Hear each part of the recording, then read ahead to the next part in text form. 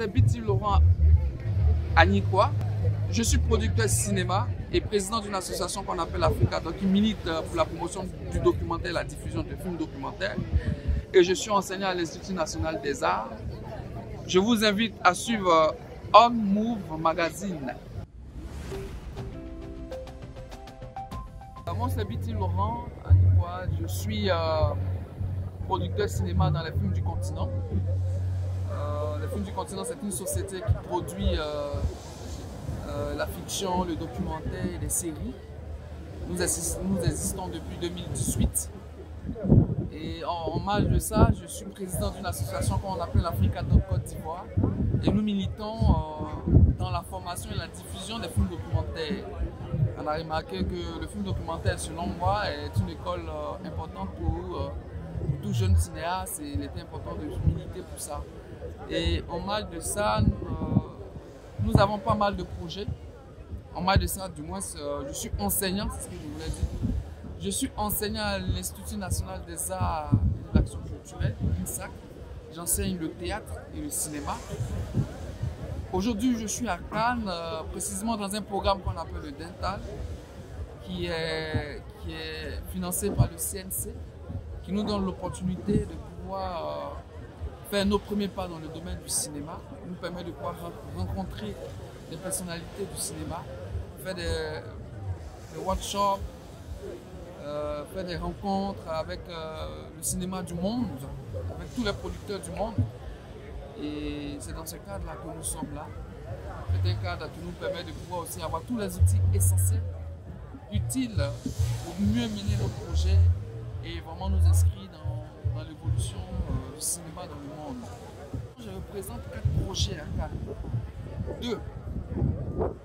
2 en fiction et 2 en documentaire. Les 2 projets en fiction, le premier projet se nomme Tamta, c'est d'une réalisatrice burundaise qui vit en Côte d'Ivoire et qui a constaté une injustice dans son pays, qui est un décret qui a été signé qui interdit les femmes à jouer le tambour. Donc, dans l'impossibilité de faire un documentaire, elle décide de faire une fiction à travers le personnage de Camille qui va nous emporter dans cette démarche pour lutter contre l'injustice dans sa patrie. Et autour de cette lutte, Camille, qui est un personnage qui ne connaissait pas sa ville, qui ne connaît pas son pays, elle connaît que son pays à travers sa grand-mère qui a été exilée du Burundi.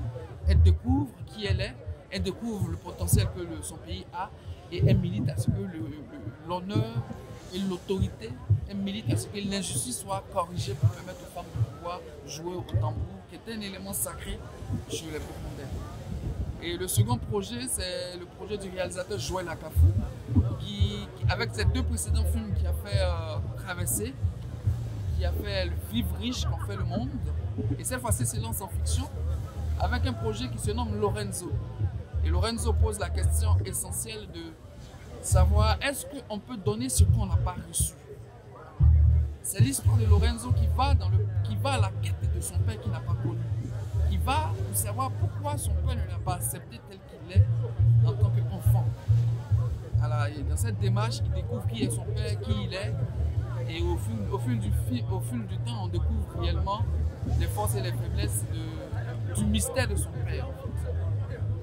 Et les 2 projets documentaires,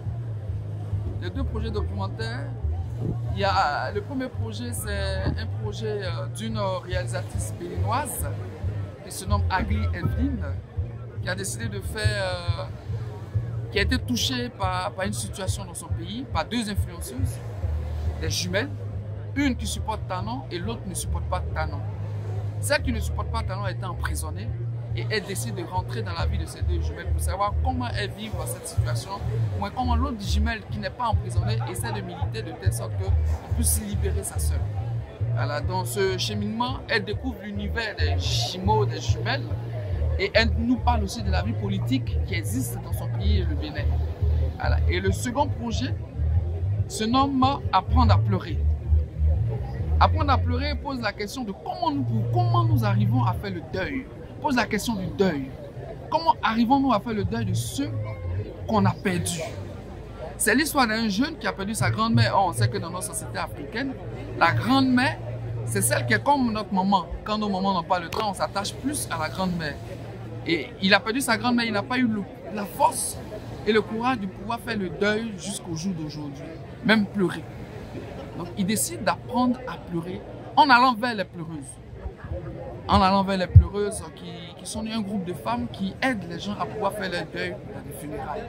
Permet à ce que ces personnes arrivent à se vider et à passer à autre chose. Donc on suivra ce processus-là tout en suivant les pleureuses pour que afin que nous en tant qu'individus, on ait les mécanismes pour pouvoir peut-être faire nos deuils.